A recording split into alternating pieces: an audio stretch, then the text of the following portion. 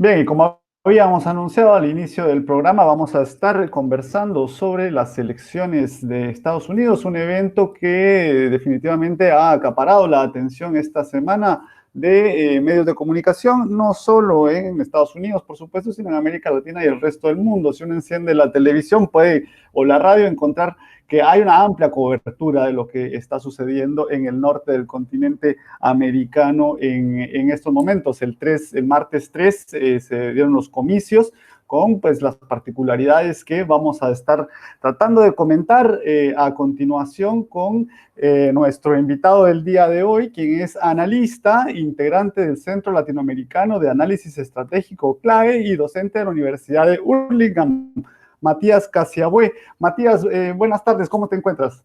Buenas tardes, un gusto, un placer estar en contacto con ustedes. Ya he salido en alguna oportunidad en el programa y siempre es un placer volver a la UNLA de esta manera radiofónica en esta oportunidad, pero bueno, uno se siente un poco parte de la casa habiendo cursado algunas cuestiones en la universidad. Sí, Matías, la verdad que sí, que has participado en la ULA en varias oportunidades, en varios congresos, en varias Ujú. actividades. Se te tiene ahí siempre en cuenta como una referencia para hablar sobre todo de América Latina y, por supuesto, temas sobre el neoliberalismo, por ejemplo, también Ujú. has trabajado con mucha profundidad. Y bueno, y en esta ocasión pues te convocamos para esto, ¿no? Para que nos cuentes por qué desde el CLAE, desde el Centro Latinoamericano de Análisis Estratégico, realizaron en el mes de octubre un dossier, ¿no? Que era una guía para comprender, para entender las elecciones en Estados Unidos, bastante completa, bastante detallada sobre este proceso. Y en ella desarrollaron varios escenarios sobre cómo se podría desarrollar este proceso. Vos me podrías comentarnos a las audiencias qué escenarios previeron desde el CLAE y cuál es el que hasta hoy jueves se está materializando en torno a las elecciones presidenciales de Estados Unidos. Mira, nosotros ese dossier que comentas es una elaboración colectiva, es un producto de mucho trabajo colectivo que hemos coordinado junto con Paula Jiménez Pili, compañera investigadora de CLAE, siempre bajo la dirección de Ara Maronian, que es nuestro director ahí en el centro de estudios. Nosotros veníamos haciendo un seguimiento del escenario político, de la agenda política, dicho en los grandes medios, de Estados Unidos, de lo que iba del año y cómo iba el escenario pensando en este martes 3, ¿no? Pensando en este momento electoral, ¿no? Es un proceso de seguimiento de la realidad, de la coyuntura y las coyunturas norteamericanas y bueno, nos decidimos a trabajar un dossier un poco para mirar qué es lo que estaba en juego, cuáles son las fuerzas que estaban en disputa en Estados Unidos y poder tener una lente un poquito más amplia, un poquito más abierta, más grande, de las fuerzas, de los campos de fuerzas que se disputan en el territorio norteamericano y también a nivel mundial por el carácter central, imperial que tienen los Estados Unidos, ¿no? Y poder abrir un poquito el lente de simplemente lo institucional. Es decir, abordar lo institucional, pero en una mirada un poquito más amplia que contemple un análisis de las correlaciones de fuerza, como diría Antonio Gramsci. Esa fue nuestra apuesta y sigue siéndolo. Y a partir de eso uno caracteriza que la disputa, la compulsa, no es simplemente azul versus rojo, demócratas versus republicanos, sino lo que está en la discusión de este entramado institucional electoral es la discusión entre dos proyectos estratégicos, uno que hemos definido como proyecto globalista, que en términos institucionales está asentado en Joe Biden y en la mayoría de la estructura del Partido Demócrata, y un proyecto neoconservador que también en términos institucionales hoy se expresa en la presidencia, en la Casa Blanca de Donald Trump, ¿no? Esos dos proyectos son los que están en discusión en Estados Unidos y trascienden los límites de lo institucional y de los límites partidarios, del juego de lo partidario. Y quisimos hacer un poco ese esfuerzo para entender que hay una complejidad subyacente muy grande, de fuertes implicancias a nivel mundial, fuertísimas implicancias a nivel mundial. Probablemente la elección de Estados Unidos sea la elección o el proceso institucional más importante a nivel global. Digo, no hay una elección tan determinante para el escenario de correlaciones de fuerzas mundiales tan importante como la de Estados Unidos. Y en ese juego quisimos ampliar un poco el panorama y mostrar que no es lo mismo, a pesar de que hay variables estructurales que uno no puede negar el carácter imperial de la política y de la economía norteamericana, estadounidense. Es cierto que hay algo que no es lo mismo Biden o Trump, y eso tiene profundas implicancias geopolíticas. En ese sentido, nosotros trazamos 3 escenarios posibles con un orden de prioridades. Un primer escenario era el triunfo de Joe Biden, que pareciera ser que el que se está dando. Un segundo escenario, nosotros veíamos un escenario electoral muy cerrado, no veíamos un escenario abierto, como algunas encuestas señalaban, de un supuesto amplio margen de Biden sobre Trump en el voto ciudadano. No veíamos ese escenario. Entonces, un segundo escenario era el eventual triunfo de Donald Trump. Y un tercer escenario era que se desatara una crisis institucional con una profunda disputa en el plano de cierta guerra jurídica, de discusiones de judicialización del proceso electoral, y un escenario de movilización y de disputas callejeras de alta escala o de alta intensidad. Tal cual hoy está siendo la situación, pareciera ser que nuestro diagnóstico de que el primer escenario era el triunfo de Joe Biden es el que se está dando en una forma combinada con el escenario 3. O sea, hay crisis institucional, hay judicialización del proceso electoral y hay ciertas movilizaciones. Lo cierto es que ese escenario 3 de crisis institucional pareciera ser que no logró tener la extensión, la profundidad y el desarrollo de una cosa en gran escala, ¿no? Pero, por supuesto, la realidad se muestra mucho más compleja que los análisis previos que uno puede realizar, en un sentido prospectivo, no en un sentido futurista, por supuesto, ¿no?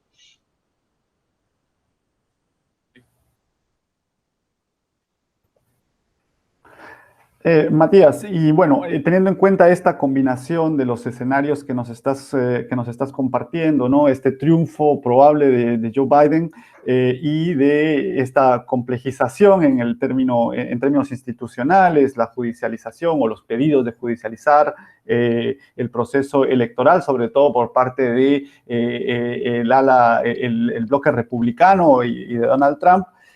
¿Cómo continuaría este proceso? Es decir, ¿se va a conocer? ¿Es posible conocer pronto quién es definitivamente el presidente o hay un aplazamiento de este resultado? Pareciera ser, por tal cual hoy están mostrando las tendencias, se muestran las tendencias, ¿qué es lo que ocurrió, digo, más allá de los diagnósticos que uno pudo elaborar en las previas a partir del seguimiento y un análisis de las coyunturas, ¿no? Que digo, tal cual hoy está siendo el escenario, ¿no? Y lo que finalmente sucedió desde el martes, el supermartes, ¿no? De la elección norteamericana. Que el Partido Demócrata hizo una muy buena elección, una gran elección, ¿sí?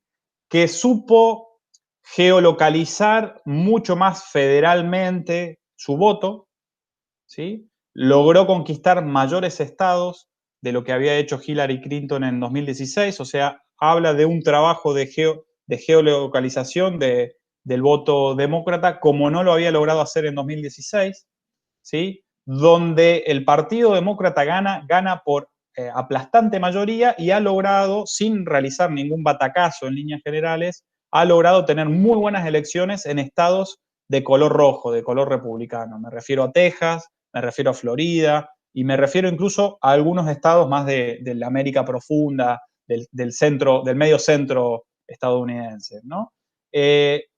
Pero es cierto que no tampoco ha podido ser un gran batacazo, ¿no?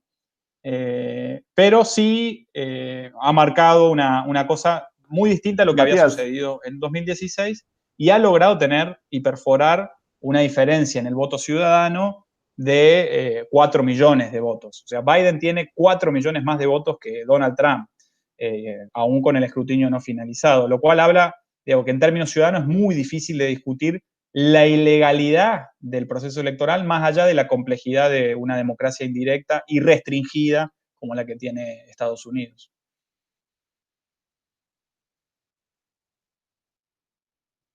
Nos hablabas entonces de unas diferencias que más allá de los rasgos estructurales que pueden atravesar la política norteamericana, ¿no? En este rol que tienen, que hablábamos, ¿no? Este peso en lo global, este rol imperial que todavía detentan.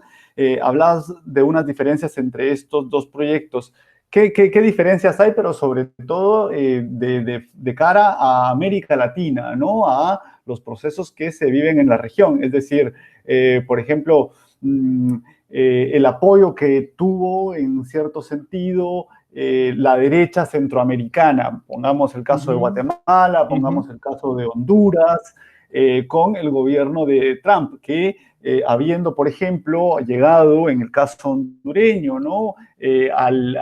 Al límite de encarcelar al hermano del presidente por narcotráfico en Estados Unidos, a Tony Hernández, o toda la liviandad con que se tratan los presidentes guatemaltecos o salvadoreños, pero también, por otro lado, con una doble moral, si uno quiere, se ataca con vehemencia el proceso nicaragüense, el proceso venezolano, por mencionar solo algunos. ¿Qué diferencias tendrían estos dos proyectos para nuestra región? En líneas generales hay que decir una pequeña definición, al menos en la trazabilidad estratégica de ambos proyectos, ¿sí? Y no simplemente de si gobiernan demócratas o republicanos, ¿sí?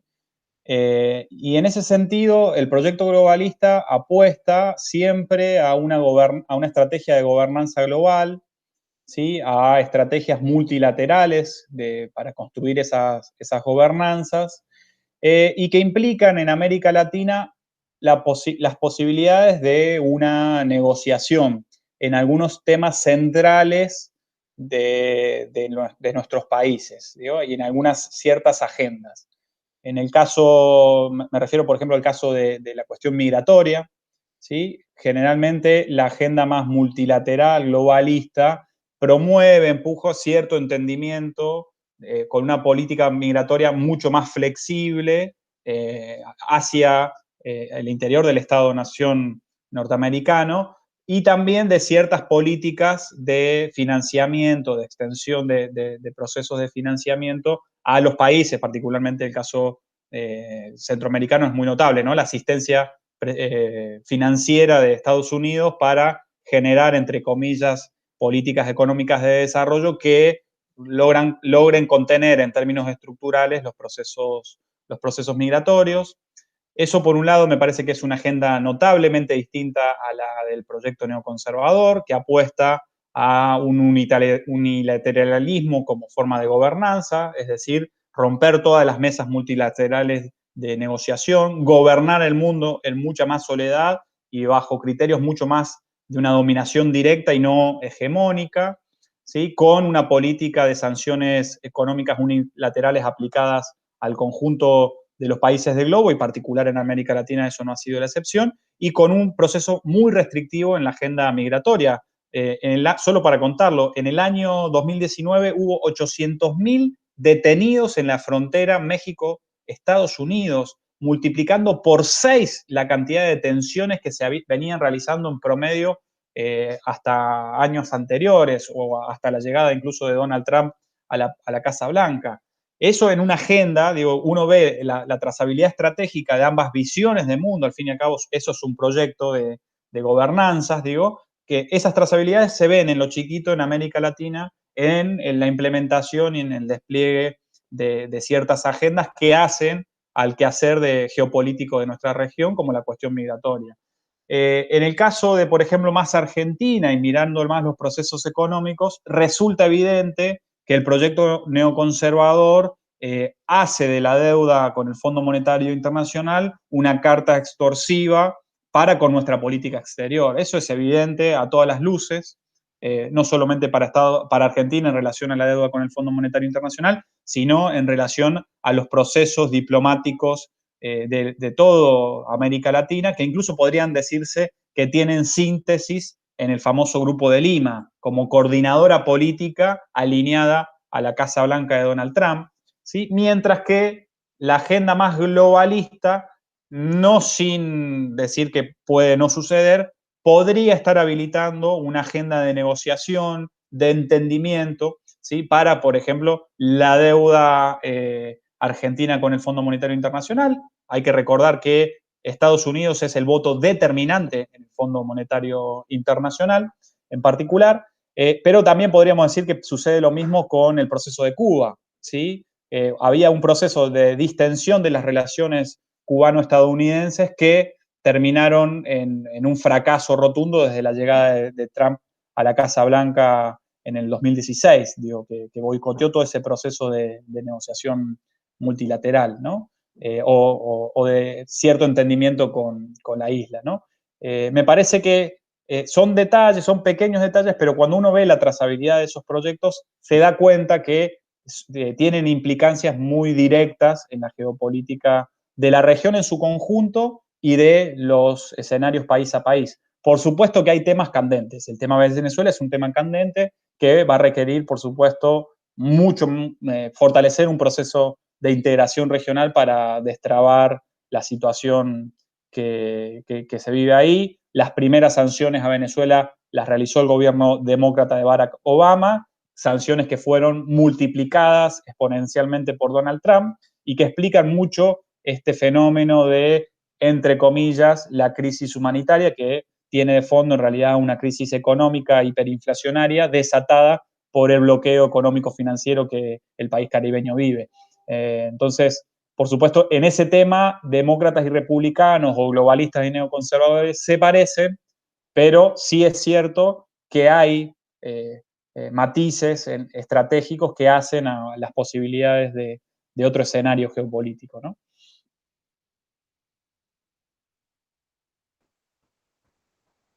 Sí, otro caso particular es en estas diferencias y que seguramente va a cambiar es el de Brasil, ¿no? Es decir, en donde hay un apoyo muy fuerte, es decir, hay una simbiosis, por supuesto, asimétrica siempre entre, no sé, la familia Trump y lo que se llama el clan Bolsonaro, ¿no? Que se ha apoyado fuertemente, es decir, ha seguido los pasos, ha casi que imitado constantemente los gestos, incluso mediáticos, que tiene Donald Trump para el gigante del sur, ¿no? Esto también definitivamente tiene que ser un golpe. A lo mejor, por ejemplo, se aproximan el 15 de ahora de noviembre, son las elecciones municipales, ¿no? Las regionales en Brasil.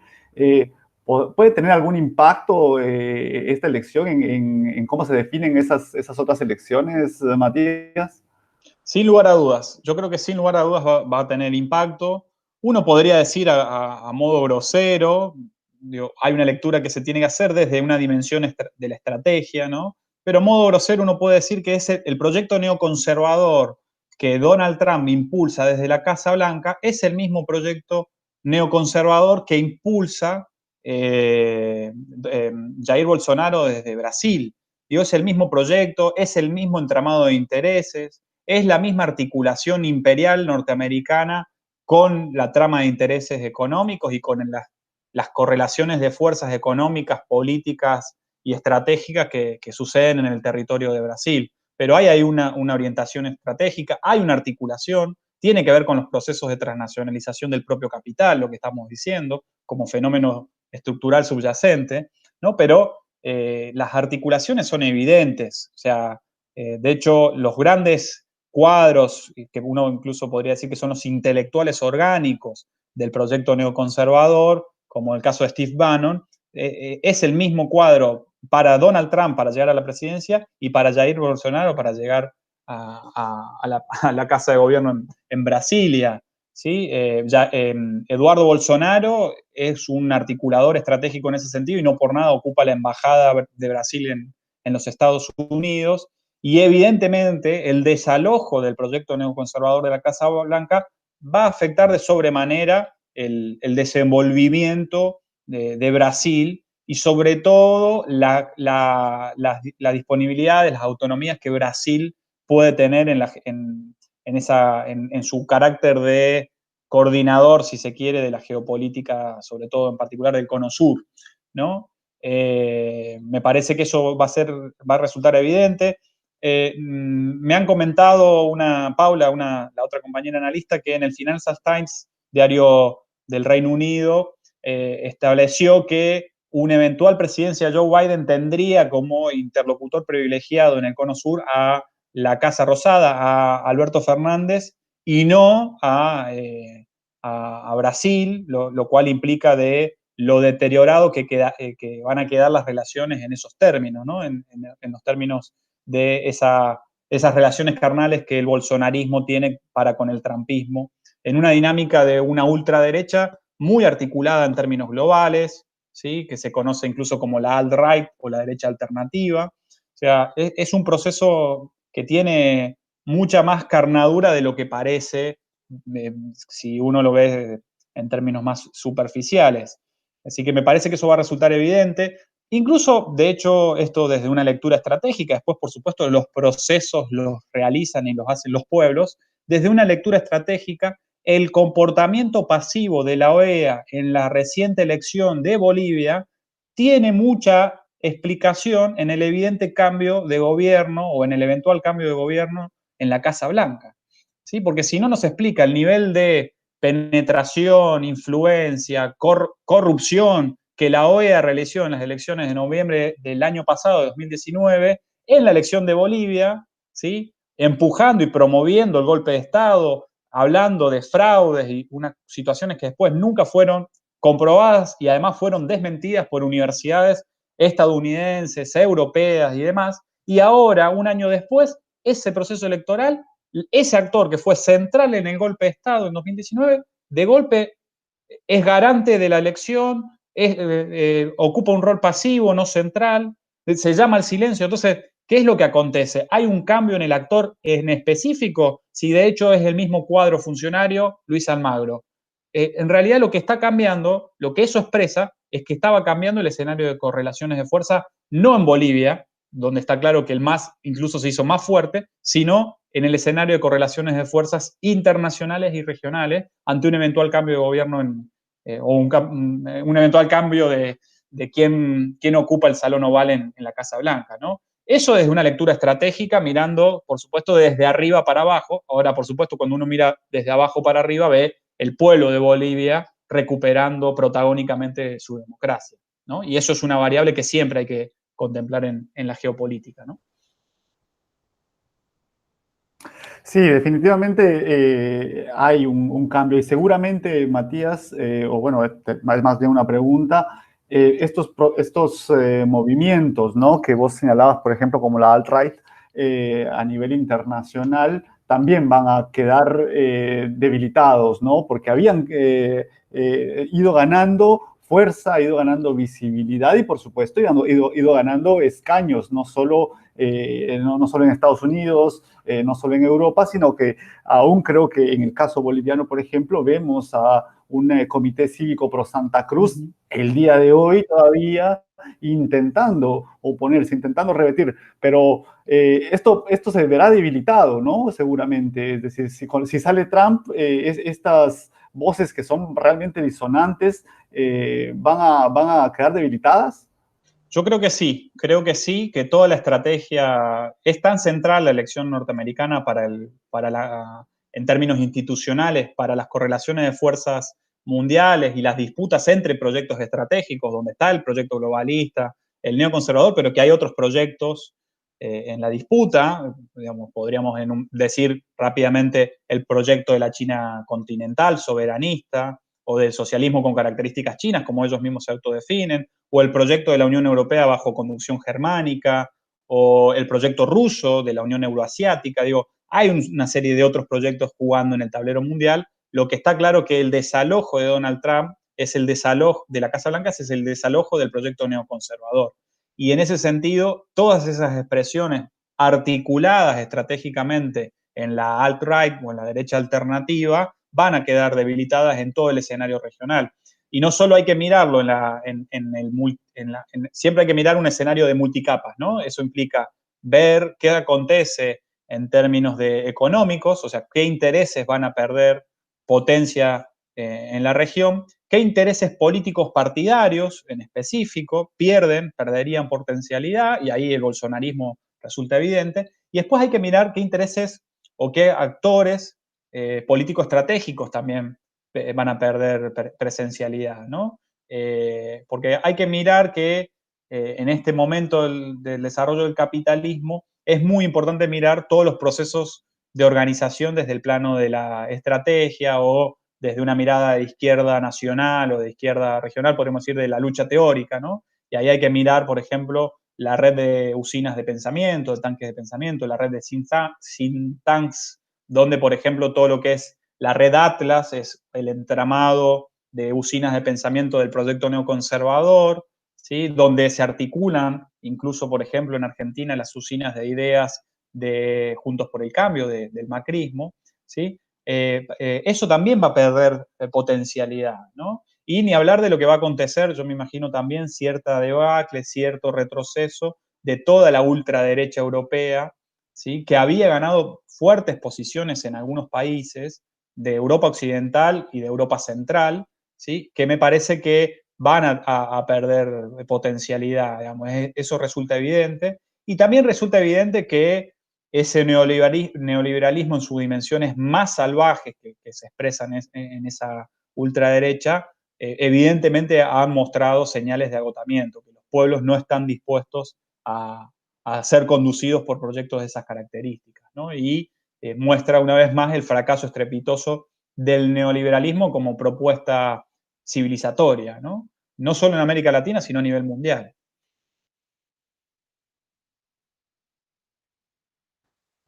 En ese sentido, Matías, Estados Unidos deberá replantearse con Joe Biden. Para empezar, se habla de que Biden llegaría como, también como un presidente medio débil en este momento a la Casa Blanca, ¿no? Con una votación que no es arrasadora tampoco, aunque se dice ya que es el presidente más votado de la historia de los Estados Unidos.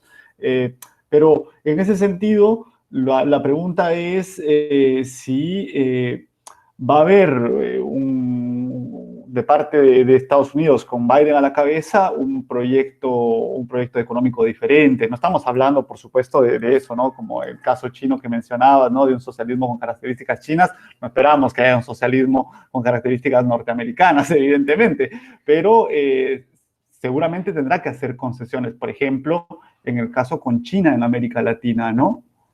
Sí, habrá que seguir estudiándolo y ver cómo se desenvuelve, pero sí es evidentemente que, por ejemplo, la guerra comercial con China va a seguir, probablemente siga, pero en una mesa y en una ronda de negociación permanente, ¿sí? Me parece que no va a ser en la dinámica de sanciones unilaterales, que era la táctica de gobierno del trumpismo. Me parece que ese conflicto, esa guerra comercial y que es sobre todo fundamentalmente tecnológica, va a seguir, pero en una dinámica de relación permanente.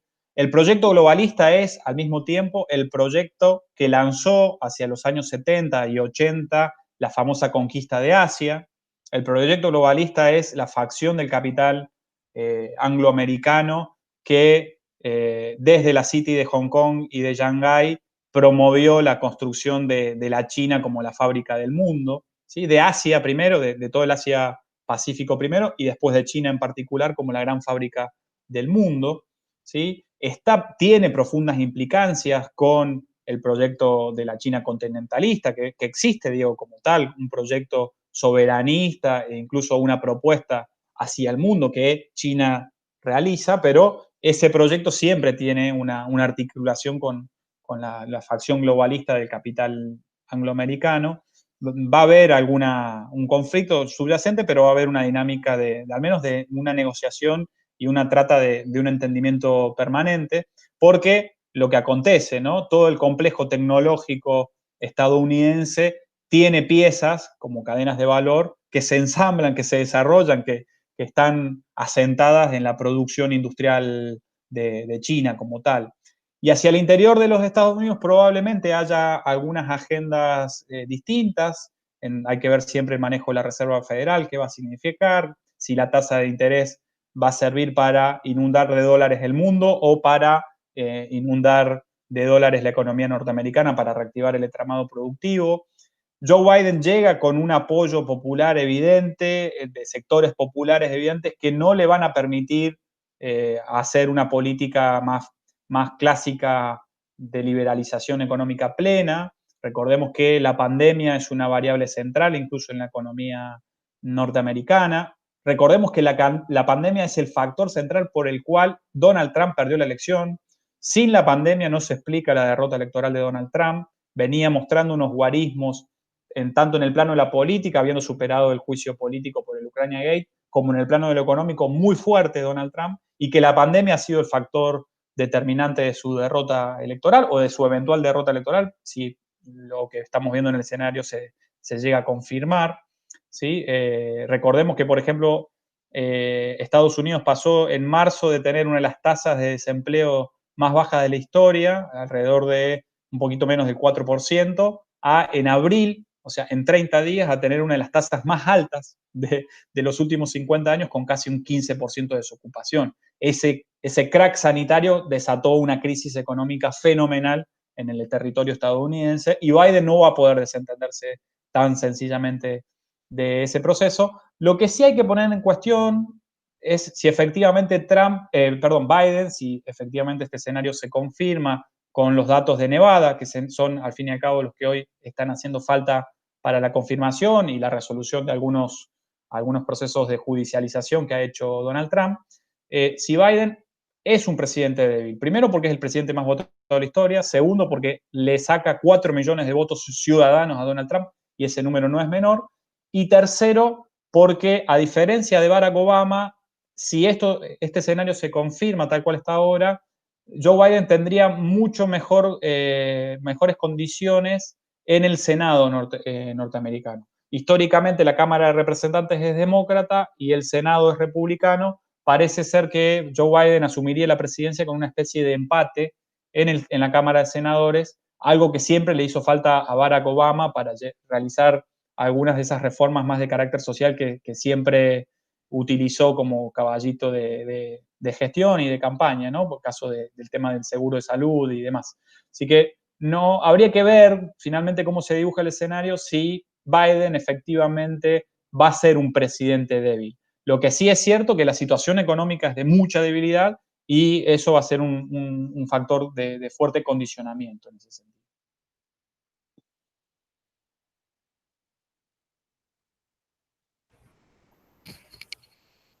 Matías, una última pregunta que te voy a repreguntar por cuestiones técnicas. Acá se nos cortó un poco el audio. Estos gajes de la tecnología del teletrabajo y de los Zooms. Pero te voy a repreguntar cómo continuaría entonces este proceso este escenario que está abierto, ¿no? Nos comentabas al principio esto de una conjunción de un escenario uno, que es el del triunfo de Joe Biden, pero con todas estas complejidades de lo institucional, sobre todo a partir de la judicialización del proceso que está intentando Donald Trump. ¿Cómo continúa ese proceso? Ese proceso, evidentemente hoy, ¿cuál es el escenario que está sobre la mesa? Es un triunfo de Joe Biden con producto de una buena geolocalización del voto demócrata, como no lo habían conseguido en 2016, que sin embargo no les permitió realizar algún batacazo como podría haber sido ganar Texas o Florida o algún estado más rojo o de tradición republicana. Un escenario donde se hace muy difícil cuestionar el voto por correo, que ese es el eje del conflicto desde el cual Donald Trump está discutiendo y judicializando el proceso electoral, sobre todo porque es muy difícil discutir el escenario de un voto, que es cierto que es complicado, nosotros no nos imaginamos en nuestras sociedades votando por correo, ni mucho menos, pero al fin y al cabo fue la opción electoral que tomaron entre 70 y 100 millones de ciudadanos norteamericanos. O sea, es un número muy importante y que uno puede negarse, pero la verdad es que es tan masivo ese voto que atrás de eso es ciudadanos diciendo, bueno, quejate todo lo que quieras, pero yo voté de esa manera. Al mismo tiempo, el escenario de calles y de los grupos neofascistas que se alinean atrás de Donald Trump no han tenido grandes acciones, simplemente se registró alguna acción en la previa electoral el día lunes en algunos estados en particular, pero durante el martes y después del martes eso no ha sucedido. Todo lo contrario, el escenario de movilización ha sido el escenario de movilización ciudadana, popular, más que a favor de Biden, a favor de la derrota de Donald Trump. Me refiero, por ejemplo, a todo el fenómeno del Black Lives Matter o las vidas negras importan, todo ese despertar del movimiento antirracista en Estados Unidos, que es un movimiento muy importante en la tradición política popular de Estados Unidos. El movimiento antirracista es el gran movimiento popular de los Estados Unidos desde hace 50 años para atrás, pero realmente ha tenido un resurgir con ese proceso, con características, por supuesto, contemporáneas, pero que recupera lo más interesante de ese proceso popular, de izquierda incluso, de los Estados Unidos, y que efectivamente se movilizó, votó, se inscribió para votar, ¿sí? Como hacía años no sucedía, y que incluso hoy está en la calle defendiendo su voto en contra, más que a favor de Biden, en contra de una posible reelección de Donald Trump.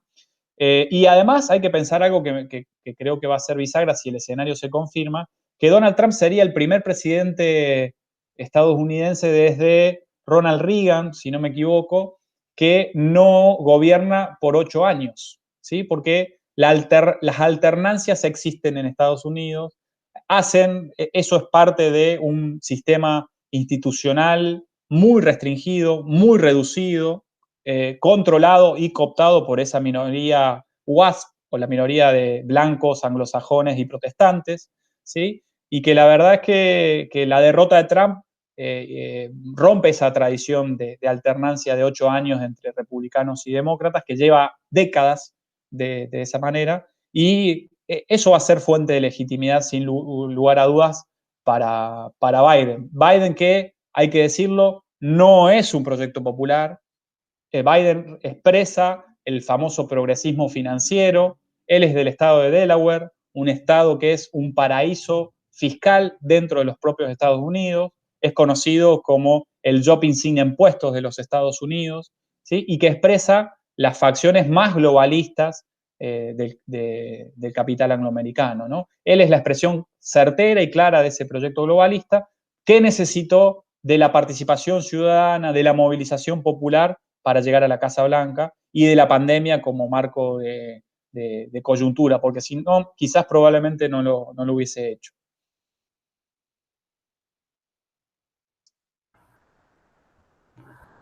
Matías, agradecemos entonces que hayas pasado por acá, por Esquina América, para comentar este importante proceso que, como bien lo mencionabas, es el de mayor peso, ¿no? A nivel global. Esperamos bueno, tener los resultados lo más pronto posible y saber cómo continúa entonces desarrollándose, sobre todo por lo que pesa para América Latina, como bien comentabas, esta elección y quién está de huésped en esa oficina oval de la Casa Blanca.